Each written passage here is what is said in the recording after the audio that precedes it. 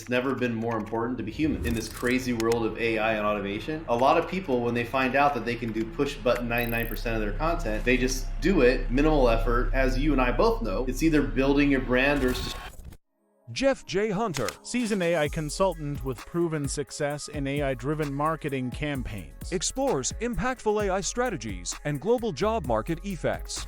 why can't we train the AI to act like a human and have a position in our company and say, hey, I need you to help me with these emails. I need you to help me with the social media strategy, whatever. My virtual assistants in the Philippines got that so fast, so easy. And then I basically made an announcement to my own clients saying, hey, my VAs are now supercharged. They can create all sorts of content for you. And they're like, no hustle, worship here, we're a different breed. Action is what we got if action is what you need. Content capitalists, we're breaking the mold. Cause the old ways fading, new stories to be told. So content capitalists, get to the prize. This is the Content Capitalist Podcast, and my name is Ken Okazaki.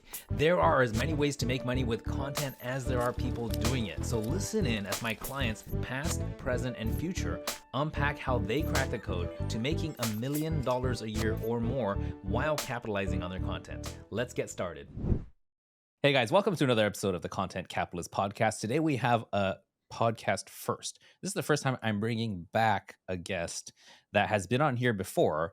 And I usually wouldn't do this because usually people set up something, they become absolute world-class experts at it, and they keep doing the same thing for a long time. So if we talk about backstory, if we talk about what's working now, it's going to be the same thing most of the time. However, the last time I had this guest on, we were talking about viral videos and how he used his organic reach on TikTok, on Instagram, on Facebook to just blow up his brand and organically have content come to him. That was perfect. But now, just recently, he has been working on and successfully launched multiple marketing campaigns using content generated with AI. And he's going to tell us how he did it. And we're also going to get into real numbers, how many actual dollars came into his pocket as a result of this. Jeff J. Hunter, welcome back to the show. well, I didn't know I was the first to come back, and I have to say I'm honored and, of course, excited to be here. And yeah, it's been a wild year with the birth of, I guess, OpenAI's ChatGPT birthday. Yeah. So, I feel like it's, in the Avengers series, you have the Tesseract, right? Or whatever these little gemstones are. And everybody figures out a different way to take it and use it in a different way. And your unique way that you're using it is super interesting, especially because you did this kind of longish post on Facebook where you broke down what you did, how you did it, and kind of the amount of money you made with it in a very short amount of time. And that was really interesting. Before we just give all that away, we got to tease the audience a tiny bit. Could you tell us some things that you like early times? When I say early times, we're just talking about 1 or 2 years ago, but some AI things that didn't work out or things you're seeing that people are doing really wrong. Because I know on my feed, I'm seeing weird shit. I know some people's emails coming to me. I'm like, wow, that is like GPT 3 point none, and it's just weird. But what are you seeing in your landscape? first off, I think it's very easy to find the lazy people using AI. And I'll preface it by just saying that it's never been more important than right now in this crazy world of AI and automation. It's never been more important to be human. And a lot of people, when they find out that they can do push button 99% of their content, they just do it, minimal effort, and they're trying to get the best result. And as you and I both know, when it comes to content, it's either building your brand or it's destroying your brand. And just like you, I mean, I've been receiving those emails that start with, I hope this email finds you well. I've been seeing those subject lines that say unlock, unleash, elevate, revolutionize. And I already know it's ChatGPT. And by the way, people are not stupid. They know that it's ChatGPT. And really, I guess what I've been able to discover, and why, hopefully the IRS isn't listening, but I made a good grip of cash in 2023 as an AI consultant, and even marketing and selling my own offers using AI, because I figured out how to make it so good that no one would even know that it's AI. And I think that's the secret. Yeah. Now, just for those who may have not picked have seen the first episode of our interview, give us a little brief background on, like, we don't need to go into like your corporate history and all that, but as an agency, what were you doing in content creation before this new technology dropped on your lap? Well, that's what's interesting. It's like in a previous life, actually even going back to the corporation, like you said, I used to be an IT project manager. I'm a huge data nerd. Like I love projects, I love processes, I love the workflows and just systems and processes. That's like my love language. And I kind of left all that behind to become the savage marketer. And I started my own virtual assistant company, which is all about a magical word: leverage, right? So I'm leveraging humans, typically in the Philippines, to do a lot of things that we are having a problem either automating it or having a hard time with AI. And the one thing that humans aren't going anywhere, and I'll tell you why, Ken, is because humans can actually care for your business and AI Mm, does not. mm, Okay. I'm just going to throw that out there. That's the one advantage humans really have, is that the humans actually care, right? Um, Whereas AI doesn't. So what was interesting was I actually figured all of this AI stuff out of necessity, out of fear, actually, because in November of 2022, when ChatGPT came out for free and I started using it, I was like, holy crap, why would somebody need to hire a human? Why would somebody? I was thinking about all my virtual assistants. I have over 100 Filipino virtual assistants. And I was just thinking about my clients, like, how are my clients, like, am I going to lose all my clients to AI? So I basically threw a Hail Mary and I flew to the Philippines in December of 2022 and I created what I called the AI division of VA Staffer. That's the virtual assistant company. And we said, how can I basically supercharge or power my VAs with AI so that they don't get replaced by AI? And that's when we came up with something called the AI persona method, which was, here's the thing. All right, there's so many different things in AI. If there's one thing that people take away from this podcast, it's this. A lot of people are struggling and figuring out how to actually implement AI into their business. Okay? And I said, what's the easiest, best way of using AI in a business right now is content, whether mm, it be marketing, sales pages, email newsletters, whatever that is, social media content. If you can master AI in a way that could do that. But then I started thinking, well, how do I get business owners, and at the time, my own virtual assistants, how can I get my virtual assistants to figure out how to use this AI without overwhelming them, without teaching them something so outlandishly new and bizarre?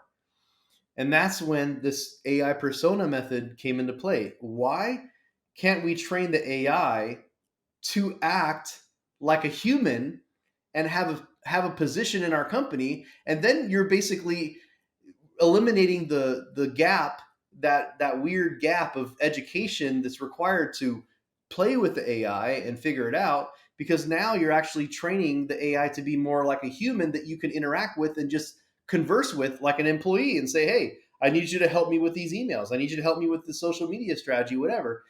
And my virtual assistants in the Philippines got that so fast, so easy. And then I basically made an announcement to my own clients saying, hey, my VAs are now supercharged. They can create all sorts of content for you: social media content, newsletters, you know, landing pages, about me pages, bios for those podcasts that you're showing up on that you need a personalized bio for that specific audience, like all these different things. And they're like, whoa, my VA can do that? And then the funniest thing happened. You ready for this, Ken? what's up? My clients kept saying, well, I want to learn how to do that too. Mm, And thus the AI persona method course was born. mm. You know, And then it's here's the funniest part, Ken. And then I started charging people $1,500 to $3,000 to do these, what I call AI strategy sessions, where I come into a business to say, hey, I'll build out these AI personas for you. And then I started telling people about how I'm charging people money to build these AI personas. And guess what? People reached out to me and said, "Hey, can you teach me how to become an AI consultant and build AI personas for businesses?" And then the certification program was born. It was like boom, boom, boom, December, January, February, March, April. By May, I had an AI course, I had an AI certification, 300 students, and almost 100 people going through the certification program. Um, there it is. That's the whole backstory. That's nuts. That's nuts. That's nuts. I want to. Oh, P.S. $400,000 in basically pure profit from AI this year. So yeah, That's not bad. That's not bad at all. What do you say to people who are saying, let's limit AI, let's legislate it so that people don't lose jobs? uh, oh man. Well, I know that this is a podcast, and a lot of you guys are going to be listening to this. But I was sitting in the Philippines. I went back there in May, and lo and behold, for those of you who are watching, you'll be able to see this, but I'll read, or maybe Ken, you can read what it says here. This was the cover of the Daily Tribune in Manila, Monday, May 8th of 2023. Take a peek at what it says. Read it out loud for everybody. AI jobs apocalypse feared. AI jobs apocalypse feared. And of course, I was thinking, oh, okay, well, Philippines, they recognize that AI is a problem. It's going to take over a lot of back office jobs. It's going to take over call centers. It's Because going to that's do a all these big part different of things. the Philippine economy, right? The outsource economy. Just 13%. like my producer 13%. right here on the show, Roselle, she's the one controlling this podcast. She's sitting cozy at home in the Philippines. You're in the US, I'm in Tokyo, Japan. You have a team. So like for me, it's a really, really, it hits home, that kind of thing. And my team, they were having these thoughts too. So how did you react to that? What are your thoughts? Well, I come down from the hotel. I look at the newspaper stand. I'm going to get my little breakfast brunch buffet at the hotel. And I look at the newspaper, I see AI jobs apocalypse feared. I'm thinking, okay, great, the Filipinos get it. They need to move on this. They need to adapt and evolve. And the very first sentence of the newspaper article says that Senator Marcos is basically going to be looking into legislation to ban AI. As if I'm that's like, this is possible. the most backwards ass. I couldn't believe it. Yeah. I could believe it. I've been to the Philippines enough times to believe it. And I think, in general, people try to ban things they fear. I can only imagine what it was like, being Henry Ford in the days of, horse and buggy carriage drivers, and Yeah. them going, "Oh my God, my job's going to be gone because Henry Ford has a self-driving car, doesn't need Yeah. horses." You remember when this is way back, 150 years or maybe 200 years ago, when the sewing machine was invented. One of the early inventors, he made a factory, put about 100 sewing machines in there, and within a month or so, all the tailors in the town, they came and they came with hammers and pickaxes. They smashed everything up, and they wanted to make sure that their jobs were secure. Wow. But you can't stop progress. You just simply can't. And that's what I feel like some people are doing. They look at AI. It's like, okay, let's limit it. It's like, no, Pandora's box is opened. You can stick your thumb over a little hole for so long, but it is Mm, coming in like a flood, whether you like it or not. Period. Uh, yeah. It's no what? longer water going through that hole. It's a damn No, laser beam. it is. There you go. It'll burn right through your finger. Oh man, and it's burning Blast. everything that it's actually burning everything that stands in the way. And actually, a lot of businesses, let's not even go the business route. Let's talk about, because we're in content, and if you're in content, you're in marketing. Period. I don't care who you are. If you do content, that's content marketing. Like the purpose of your content is to get seen. The purpose of your content is to get attention. The purpose of your content is to get sales, generate revenue, build your audience, build your brand. So, what's going to happen now when the businesses that are reluctant to use AI start getting steamrolled by the businesses that are using AI? You're going to see this widening of this, what is, I call it the AI disparity gap, which is the businesses that are using it versus the ones that are not. The companies that I've done over 100 consult calls this year, dude. 100. Okay. Um, Most of my clients are getting anywhere from 20 to 40% increase in productivity, efficiency, output using AI. Let's just use the small conservative number of 20%. 20%.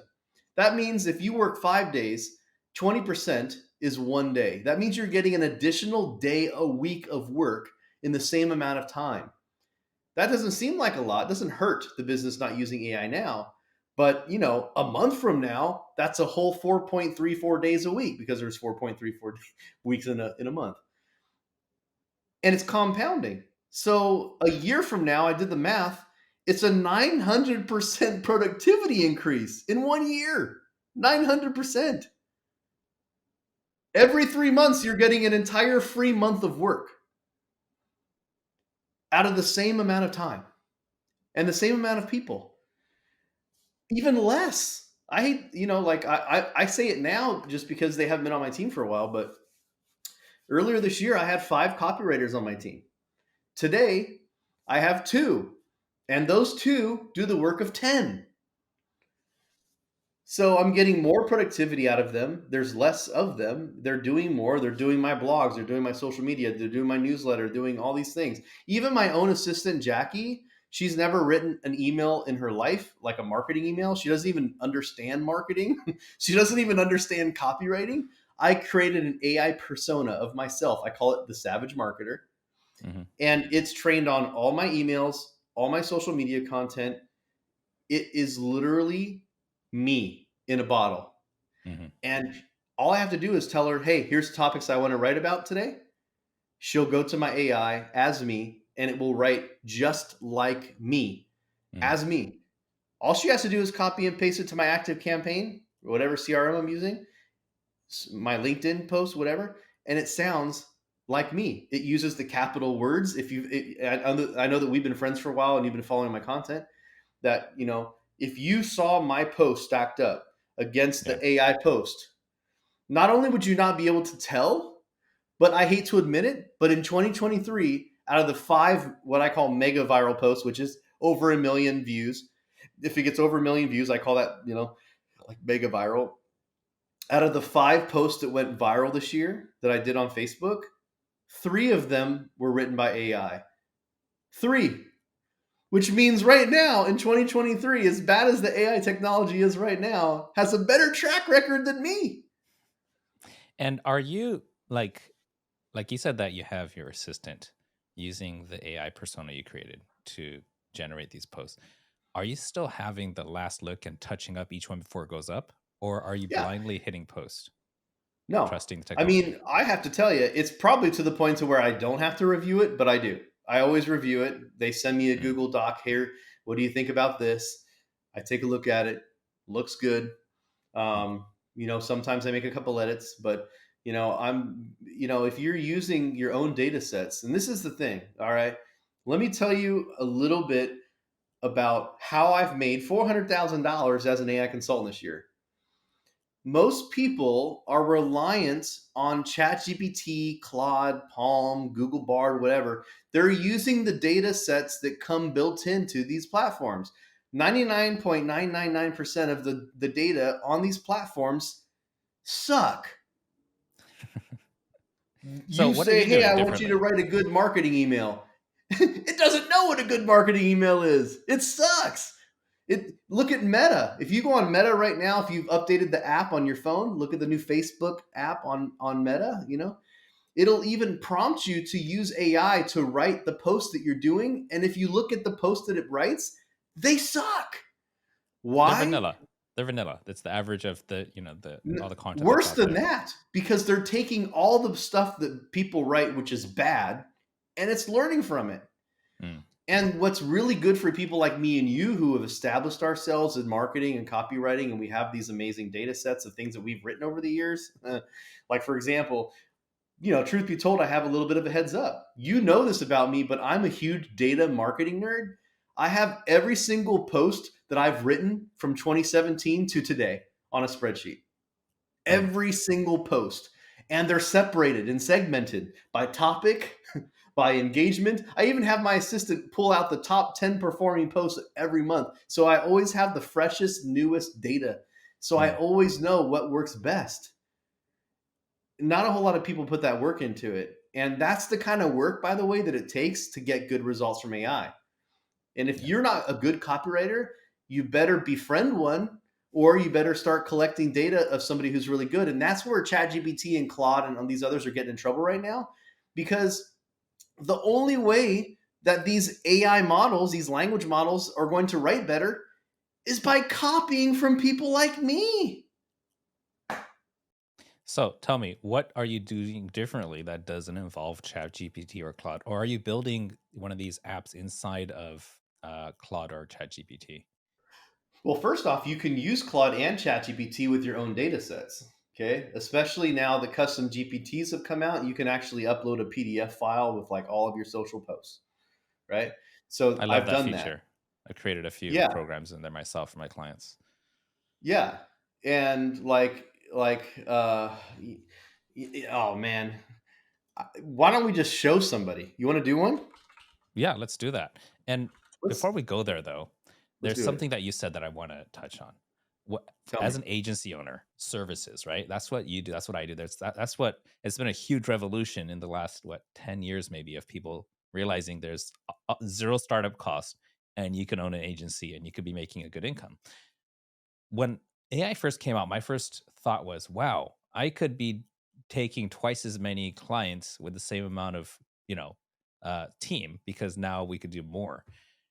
And then I got to thinking, well, no, I that's treating my clients like they're stupid. Like like they're just expecting, us to deliver the same quality and the same volume for the same price while using this technology. And they're not stupid. They know what's up. They're not. So Nope. I made the decision, no, we're gonna be over delivering and increasing our productivity and our output for our clients at the same cost in order to really be fair to them and have them appreciate what we're doing. And that's exactly what Brilliant. happened.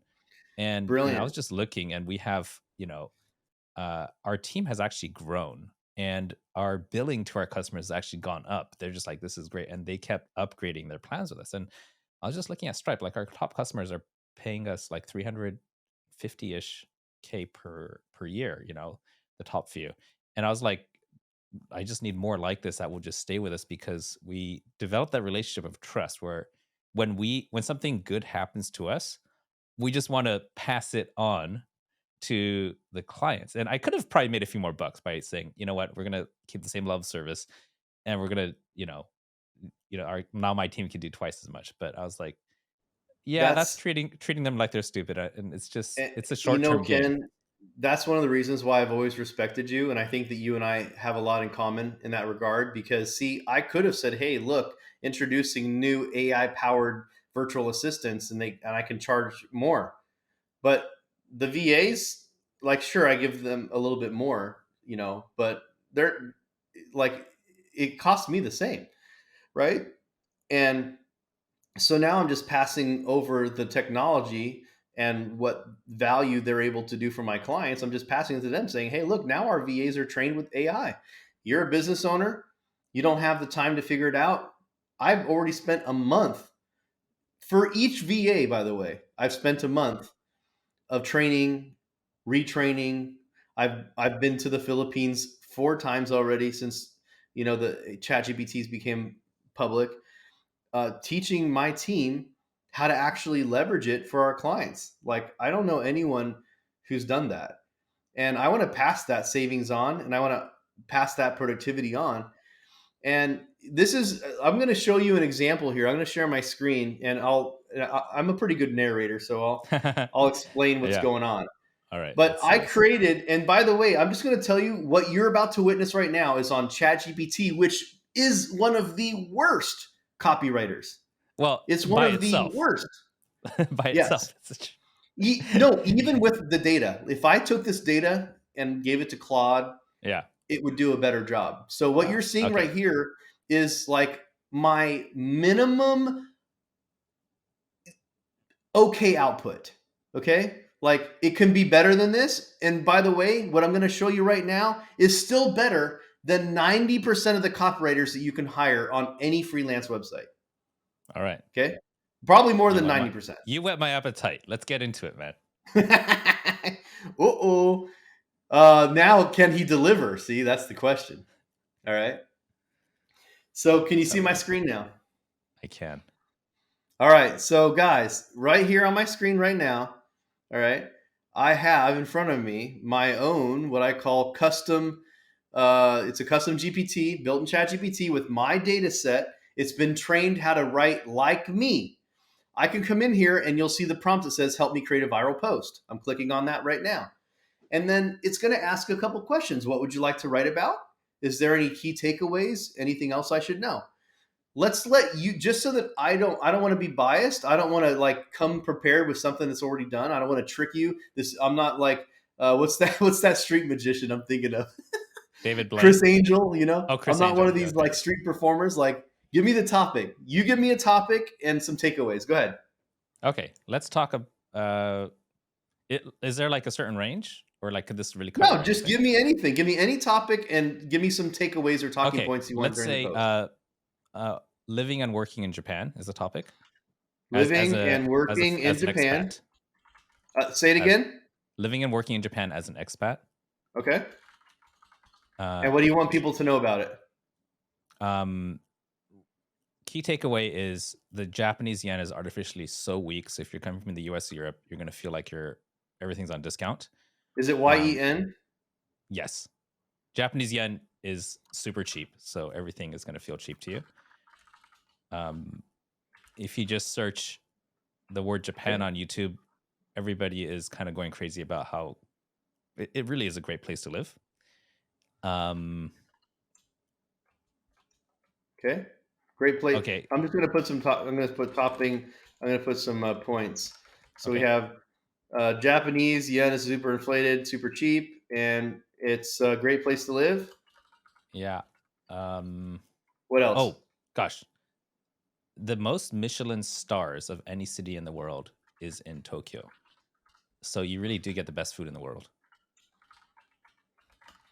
Okay, I'm obviously spelling all this wrong. Okay. Yes. What's up? Okay, so you want to talk about living and working in Japan as an expat, Yep. and your talking points would be that Japanese yen's inflated, it's super cheap, it's a great place to live, and the most Michelin star restaurants of any country, you said? Any city in the world is Tokyo. Oh, wait, is this Tokyo? Yeah, Tokyo, man. Okay, let's just say Tokyo, Japan then, yeah? Yeah. All right, here we go. Let's see how it does. We just press enter. Tokyo, an expat's dream come true. You won't believe how far your dollar stretches in Tokyo right now. The Japanese yen has hit an inflation high. This makes Tokyo, let's see what it says. This makes Tokyo unexpectedly affordable for expats. I moved here and my life's changed drastically. Imagine living in a city that's vibrant, safe, and rich in culture. Tokyo has it all. From high tech wonders to serene temples. And let's talk about food. Tokyo holds the record for the most Michelin star restaurants. Every meal is an adventure. Fine dining to street food, it's a culinary paradise. Living in Tokyo is surprisingly easy for expats. Public transportation is a dream. The city is spotlessly clean, and the people incredibly polite and helpful. Plus, the current economy makes it an ideal time to relocate. Your savings will stretch further than you can imagine. Tokyo isn't just a city, it's an experience that enriches you every day. Moving here might be the best decision you'll ever make. Discover the life in the world's most exciting city. Tokyo is waiting for you. Now, guess what? You talked about over delivering. I also made it create an image. Okay, inside my Okay. custom GPT, it automatically creates an image as well. Look at that. Oh, not bad. Not bad. So this is obviously in my own writing style, using Mhm. my own database of Yeah. writing content. It's got the short But lines. It's got the double spacing. I mean, yeah, yeah, dude, that's easy reading. That's pretty good. very easy reading, easy to digest. This could be something that is posted wherever, and quite frankly, it will probably do better than anything I wrote about Japan or Tokyo. Yeah, that's pretty brilliant. And what's cool is like it's not like you we didn't have to do something about marketing or about AI, which is what most AI models are trained on. It's just what you've written in the past. You probably have never written about Tokyo before, and Nope. yet it pulled together some interesting data, and also found some stuff I didn't mention, such as like it being clean and the people being polite and stuff. So that's cool. Yeah, that's the power. I mean, that's where we're at right now. And by the way, I'll tell you, since we're on the Content Capitalist podcast, this is also the dilemma. The Hmm. dilemma is now anybody can create good content. Anybody can create good content, which means now there's some really important predictions that I have, by the way, for 2024. All right. Yeah. Okay. So if you're listening to this in Because 2024, by the way, we are literally recording this between Christmas and New Year's, so we're just on the cusp of the whatever's happening in 2024. Whenever you're listening to this, that's the timing we're at right now. So everybody's probably whenever thinking you about like, hey, listen to this, 2024. something might have already become true. Something might have already happened. And another analogy that just comes to me. There's a couple things that, as you're speaking, it comes to me.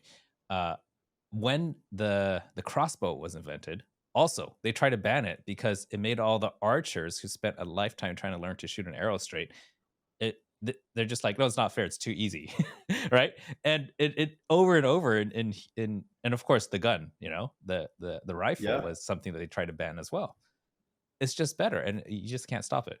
But when it comes to like our team, when I say our team, you who have team in the Philippines, I have team in the US and the Philippines, Japan, Australia, different parts of the world.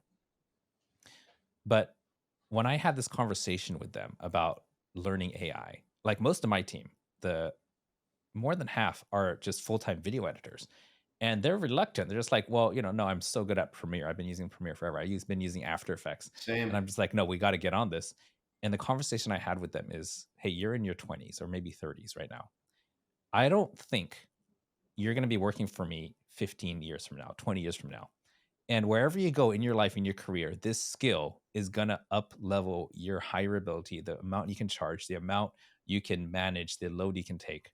So whether or not you're going to use it right now, even though it feels like extra work to learn something new, this is going to make your life better.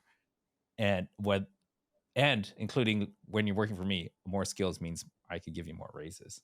Bingo. And that just helped them wrap their head around how important this is, because I don't expect, some of my employees are just grads, and they're doing it like, as their first job, and they got to start thinking about everything they do in their life has to be adding more value to their capability to any further employer, or if they decide to become their own boss, having these skills will help them and it won't leave them.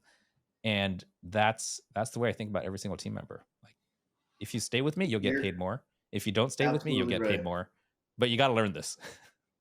Have to. And by the way, that's a perfect segue into my predictions because first off, I will tell you my predictions are that social media management agencies, marketing agencies, copywriters, they're the first on the chopping block. They're the first on the chopping block because they have figured out how to write. They have figured out ad copy. They've figured out how to market online. But people like me are already creating apps that are going to do better. And I'm Mhm. sorry, if you're a mediocre marketer, you're going to go by the wayside unless you embrace AI and you figure out how to do it better and faster than you. Okay. Number two is, which I think might be the most important, is that the businesses that actually do adapt and bring AI into the business, they're going to have a hell of a year, because I think people are still adjusting and they're still reluctant. Okay.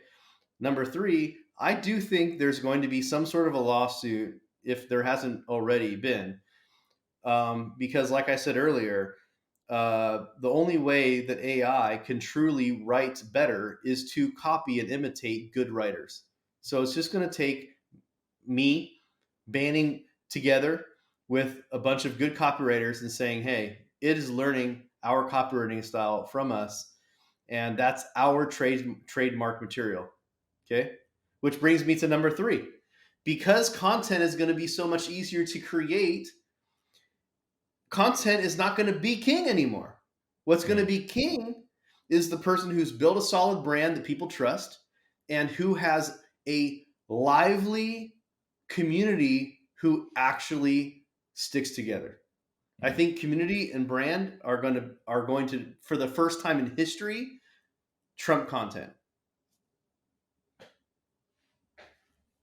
That's some pretty good predictions.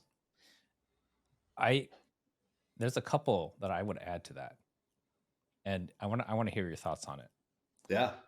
Um, I think that there's going to be a lot of really big brands, like personality brands, that we're not going to know if they're human or AI generated. Like, is their videos and their photos and their text, is this a real person or is it AI? That's already Boom. happened a little bit with this like Italian model, the redhead. It's going to keep happening. So the trust factor is going to go down. Which Uh, which is exactly why I think the branding and the community is going to be so important, yeah, because people are going to have such a hard time determining what's fake, what's real, what's AI generated, what's human generated. And right now is a really important time to build the trust hmm in humanity. You be that person. I think that we're going to see more and more authority branding come into play, where yeah, we need to be the industry expert, the leader, the person that people look to, because everybody's going to be able to pretend like they're an expert because yeah, AI can make them look that way. absolutely, absolutely. You know what's also, I don't know if back in the day you did this, but I used to hand code websites. I used Microsoft Notes, HTML, Notepad plus plus for me. yeah. And my first website, I hand coded it. Now nobody thinks about doing that for something basic, just WordPress, or whatever CRM, ClickFunnels, right? You just click and drag stuff. And what's happened to websites is also going to happen to programming. Yesterday, I was playing with an app called TL Draw. Do you see that one? It's No. TLDR, AW. And this is brilliant. You know how you just draw like on a whiteboard what a website looks like, and Yeah. then you send it to your coder, and it's like literally what I did is I drew 5 or 6 buttons, and on the right side I had a preview button, and like you hit the first button, there's a drop down for you select a font, right? But literally I just write on there, drop down menu for Google Fonts, color picker 1, color picker 2, color picker 3, preview area, and then there's a little button in the top right corner that says make it real. And then it makes that website right there with all the coding Wow. built in. And I saw that and it's fully functional. I did a color picker slider. I did ones where it actually, you can manipulate an image, which is in a window. And then I could manipulate things with sliders like the hue, the amount of, complexity and simplicity. I just drew it and it plugs into ChatGPT, spits out the code, and I believe it also can go into the generative side of AI, so that the controllers control AI that's controlling the output, that's generating the outputs. So I predict that that's going to be like hand coding for apps is going to be like hand coding HTML was 10 years ago. And Yeah. that's the next frontier. And if this TLDR thing, uh, TL draw, if it gains momentum, there's going to be 100, ways that you just draw something, take a picture of it. You just draw the framework. I mean, what do you call it? Not the framework. Well, yeah, the That's framework. crazy. Just Then imagine. it just makes a website. I It you know understands what the buttons should be, what they should do. when I first started doing video online, I want Mhm. to say it's 2014 ish. I used to do something called Whiteboard Wednesdays, Yeah, and I would literally just I had a whiteboard in one of my rooms, and I had a camera set up just like this. It probably was more like this angle here. yeah. Which, by the way, shout out to this beast of a man right here because he helped me set up my studio. I just want to throw that out there. Ken, you are a legend.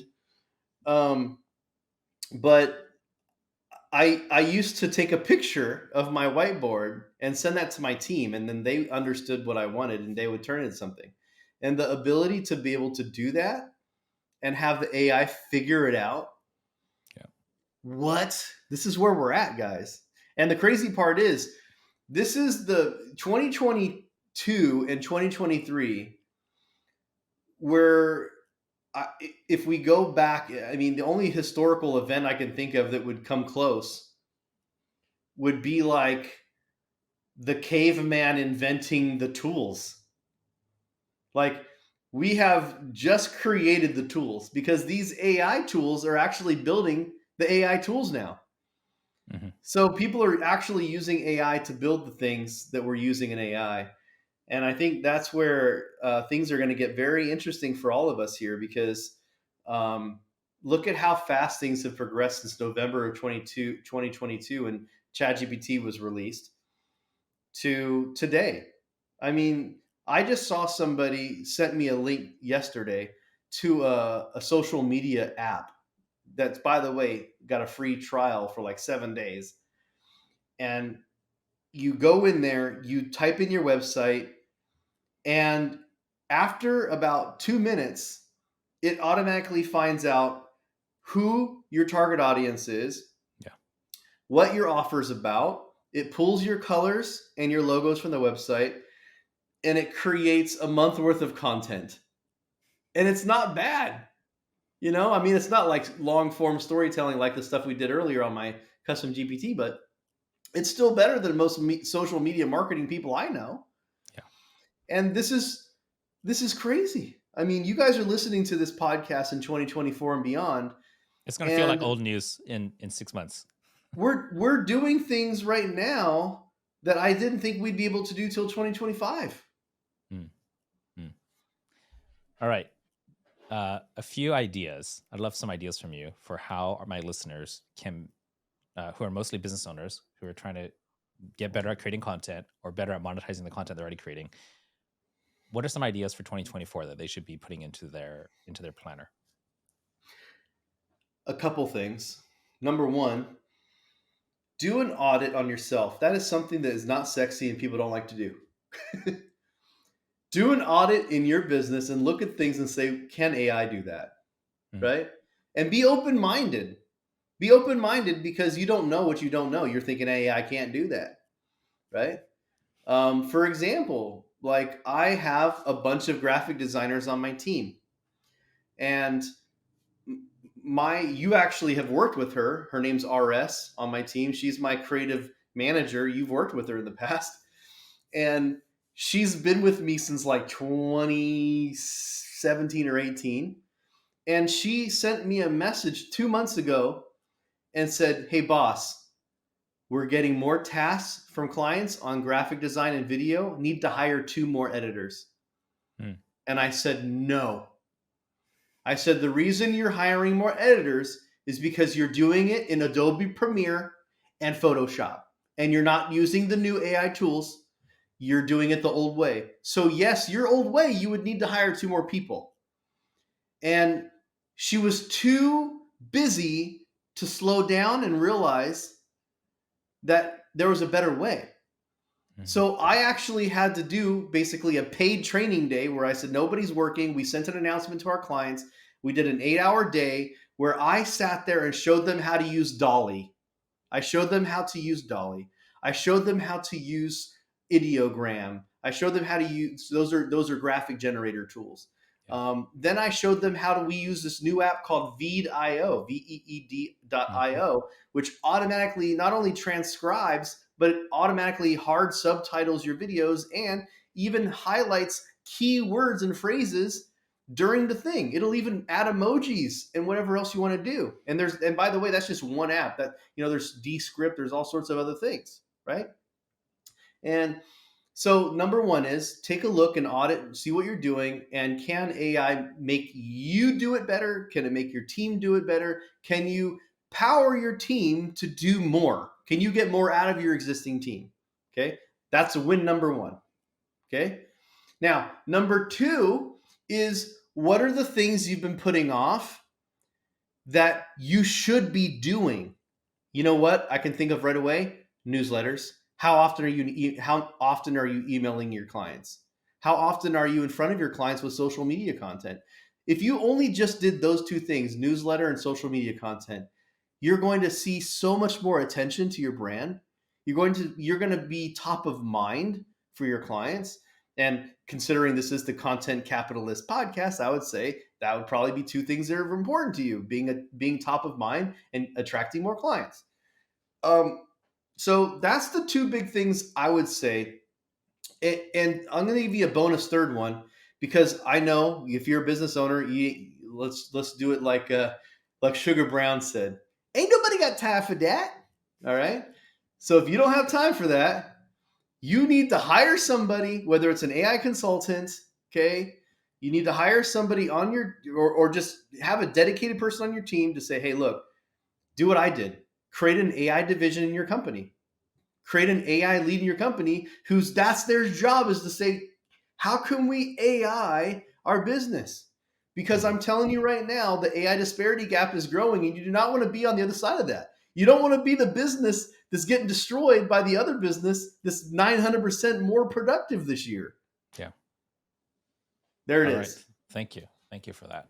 Now, at the very beginning, I alluded toward a post you made with a breakdown of what you did for that launch that made you a cool, was it 40G of 400 grand, you said? Actually, so that one Facebook post Yeah, was talking about my Black Friday deal, which, by the way, that's right. we did the entire campaign in less than 2 weeks, and it was all done by AI. Let me tell you what we did. Number one, Samuel, who's one of my students, he's a copywriting student of mine from 2017. He became an AI, he joined my AI program, and then he became an AI consultant. And then he came to me because he owns a digital marketing agency, and he said, hey, Jeff, are you doing a Black Friday deal this year? And I was like, you know what? I have so much going on with my consulting and everything. I don't think I have time for that. He goes, what if I did everything for you? The only thing you had to do was read off of a VSL that I'll give you, and you don't even have to look at the camera. All you have to do is read the script, and I'll use AI to So make you were literally a you. puppet in this whole thing. That's all I was. I was just a puppet. That is brilliant. That is so brilliant. So he sent out a survey to all of my existing clients, all of my existing leads. I have about a 10,000, 14,000 list or so of active people in my list. And basically I created a lead magnet that shows people 100 marketing prompts they can use for their business. And it's not bad. It's like real prompts that people actually use, not just like those bad prompt packs you download online. So he basically said, in exchange for my 100 marketing leads, right? By the way, he writes everything as me, trained on my own emails I've done in the past. He sends an email out saying, hey, I want your help for Black Friday. And in return, you fill out the survey, and I will give you 100 of my marketing prompts you can use for your business. 220 people actually filled out the survey. And the survey was, what's the biggest struggle in your business? What, are you using AI in your business? If you have, what are you using it for? If not, why not? What are your biggest problems that you're dealing with? How do you think AI could solve those? If we could solve all those problems over the next 12 months, how much would you pay if AI could do that? And what blew my mind was I never did a Black Friday offer over $97. As a matter of fact, you signed up for my Black Friday, I think last year or the year before. Yeah, and I think I did. I remember because I actually lost money on you because I shipped you something to Japan. It was a hat. I didn't factor that in. I was like, damn it, Japan sales come in and the hat costs, the shipping of the hat costs more than the hat. So what I found out was I was really reluctant to do an offer over $97. I'm like, every Black Friday I do something that's $50 to $100. And he comes back and he says, Jeff, the data does not lie. Everyone on my list, over 50% of all of them said that they would spend over $1,000, and 60%. So basically almost the entire it was like almost 80% of all the people that took the survey said that they would be willing to pay $500 or more Mm, if I could solve this problem. mm. And he goes, Jeff, it's got to be $1,000. It's got to be $1,000. And I was like, well, in my mind, I was thinking, well, hold on a second. My program is only $1,000. How can I do a Black Friday deal for $1,000 if my program's $1,000? He used AI to look at my competitors in the field and look at their offers and then come up with additional bonus content that I could create and the AI could create, by the way, that would solve problems that they had that they were willing to pay. Mm. So we added bonuses. We found that a lot of people were having a problem with generating leads in their business. So I offered a bonus for the first 25 people of what's called a lead generation workshop. I did a 1-hour call showing them how to actually use AI to generate leads for their business. That was a huge problem that we solved. Another one, we only had 10 of these things, was that a lot of them said that they needed somebody that they could trust just to show them how to do it. So for the first 10 people that signed up for the Black Friday promo actually got, and I went to my certified consultants on this and they loved the idea and they were willing to donate basically their time, a 30-minute to an hour-long call with one of our certified AI consultants to actually help them build their very first AI persona together. And of course, I pitched that to my consultant saying, hey, this is a great way for you to get some experience under your belt for you. Most of them are new, obviously. Anyone who is an AI consultant this year, I guarantee you they're new. Anyone who says they're not new is either full of crap or they've been working for the government or something, which is also full of crap usually. Anyway, but we came up with this amazing offer. The AI came up with the offer. It did the research on the audience. It was able to analyze what they wanted. It came up with the perfect thing. And then here's the best part. He even uploaded and trained it on transcripts from Alex Hermosi's social YouTube videos about how to create the perfect offer for Black Friday. Wow, crazy. So the Black Friday offer was literally taken from transcript from YouTube of Alex Hermosi saying, "Here's what you should do." Wow. And it trained it on Alex Hermosi and the $100 million leads or whatever. $100 million offer or whatever it is. Can I ask you something? Because my Yeah. audience is right now probably frothing at the mouth. Would you allow me to put a link to that Facebook post of the results you got Yeah. down below this podcast? Yeah, Guys, absolutely.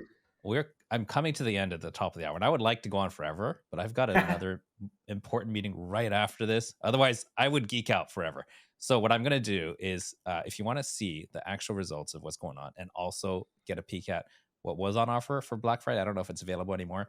There'll be a link down below if you're watching on YouTube. It's in the description. If you're on the podcast, go to the show notes because there's actually a lot of value there. I'll include links to all of Jeff's socials. Is there anything specific in there you want me to add so that the listeners can learn more from you? Here's the beautiful part. We had a goal of making $50,000 on that Black Friday offer.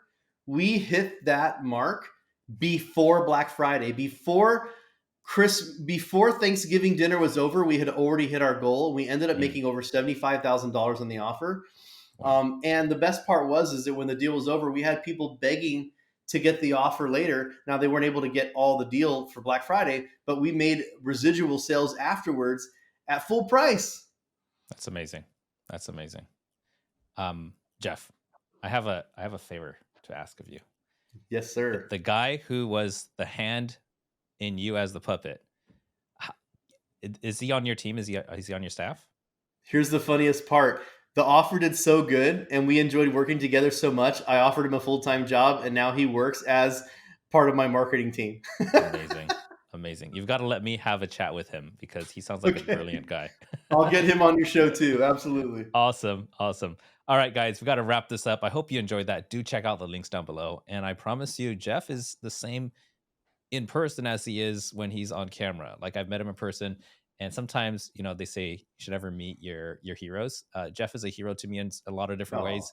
Go hang out with him if you get a chance. We're going to be hanging out soon in Vegas, right?